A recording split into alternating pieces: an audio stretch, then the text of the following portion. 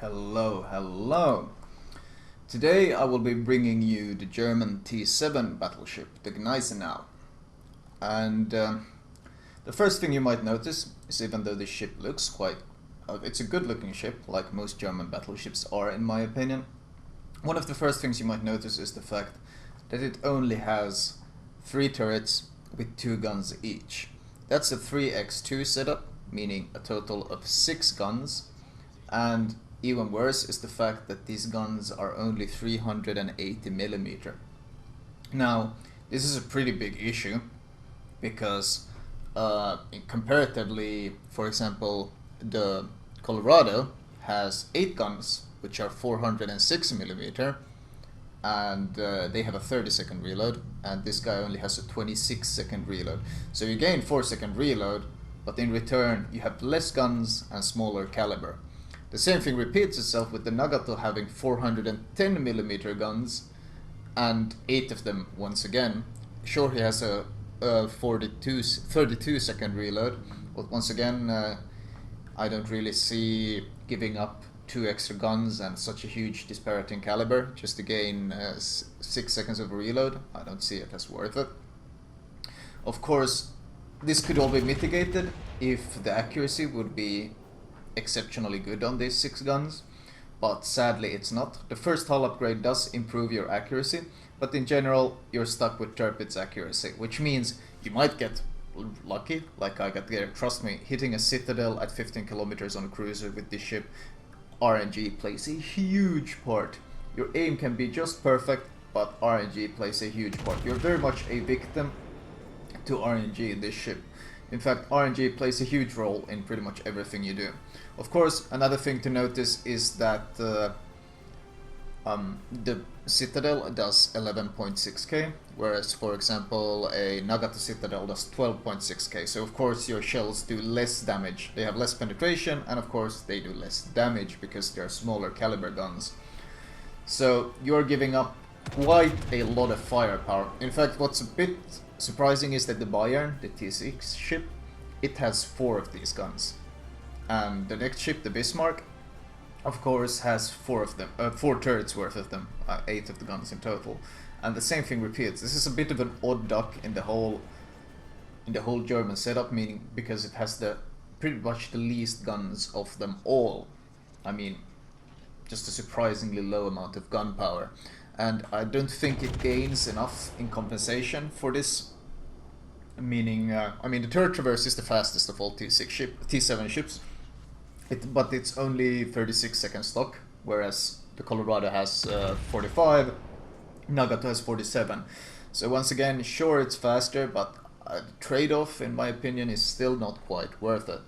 The upgraded range is 19.5, which is certainly plenty, but I mean, you're not going to end up needing more than that.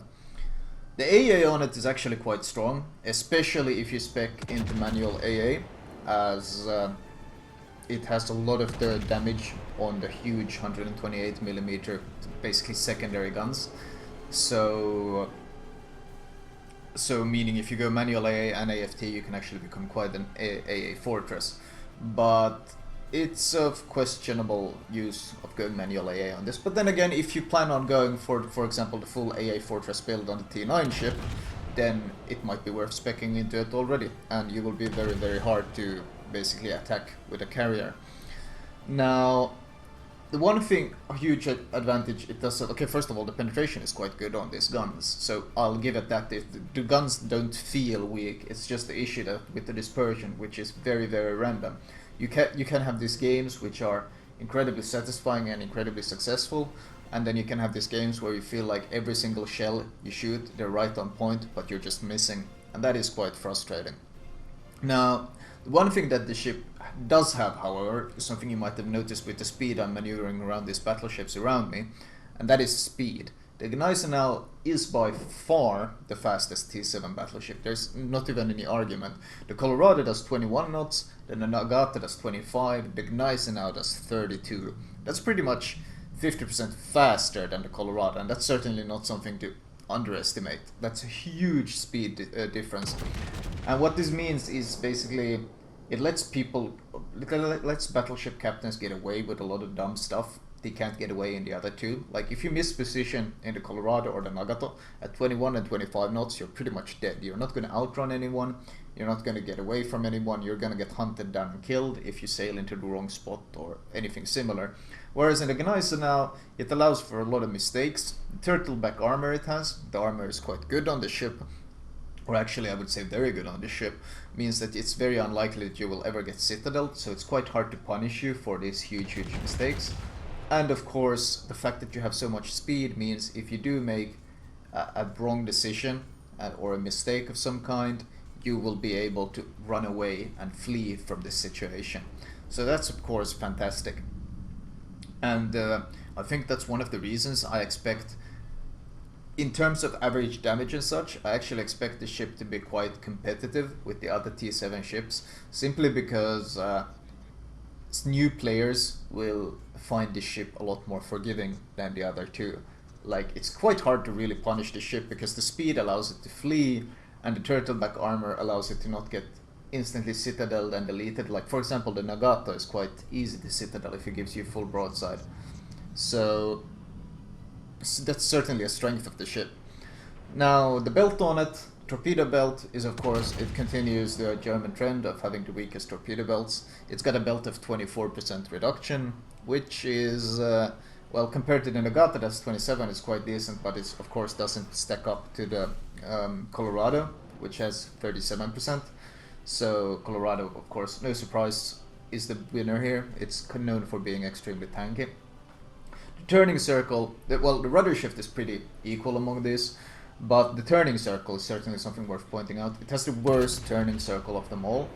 Now, the speed and the size, of course, probably play into this role, but it's worth pointing out that it has a turning circle of 830, whereas Nagato has 770 and Colorado has an amazing 640, but the Colorado is, of course, a god tier brawler at this tier. So you can see here with the randomness that I spoke of, you've seen me land some citadels, and now you see me basically shoot a broadside Fuso and not getting in really any hits. It's that's kind of how it goes. It comes and goes with the randomness with this ship. Concealment wise, it beats them both, but it's not really anything amazing. Regardless, you got like 15 kilometers, 15.2 I think kilometers of concealment, so you're not really going to be playing any stealthy tricks with this unless you slap a captain with concealment expert on it. And ultimately, I mean, of course, worth pointing out is that it also has torpedoes, which is certainly something that makes it a threat. The fast speed and the torpedoes means that you can, or basically you need to play the ship extremely aggressively, which is something you might see me, which is something you see me do here, is basically you want to be pushing in straight into the enemy. And I feel like if you get games where you can actually push into the enemy, where you can aggressively push into enemy battleships especially, then you can have quite good games in the ship. But if you end up in sniping battles, especially if you end up in standard battles where there's a lot of sniping going on, it's kind of hard to compete, like with the Colorado and the Nagato, who have just more firepower to throw across the map at each other. So this ship suffers extremely hard in sniping battles. But if you can get these situations where you can basically just charge in like this, you can use the excellent frontal armor of this, the threat of your torpedoes, to basically force the enemy to just basically try to bail while you just close the distance and destroy them. So the reason why I ultimately don't like this ship is because I feel there's too much, it's too situational, whereas basically you have to have, the stars have to kind of align in multiple ways, especially because of the dispersion, which is quite random. So I often found myself frustrated in the ship, even though I tried to play it like very aggressively and tried to play it to the strengths that I knew it had. There was often times where the dispersion would just let me down, or there were situations where I simply couldn't push in and make use of the strengths of the ship, where the speed kind of didn't feel as valuable. I felt like I gave up too much for a speed that was quite situational at times. So ultimately, I think this is the weakest ship of the German line by pretty much by far. Now, that's not really saying that much, because I don't think per se that the ship is that terribly weak, because it does have the significant strengths that I mentioned. It's just that it's way too situational. You need to be able to have these aggressive battles where you can close the distance to be able to actually use the strengths of the ship. And that's where I feel it kind of lets me down. Now, I'll start with the modules regarding upgrading the ship.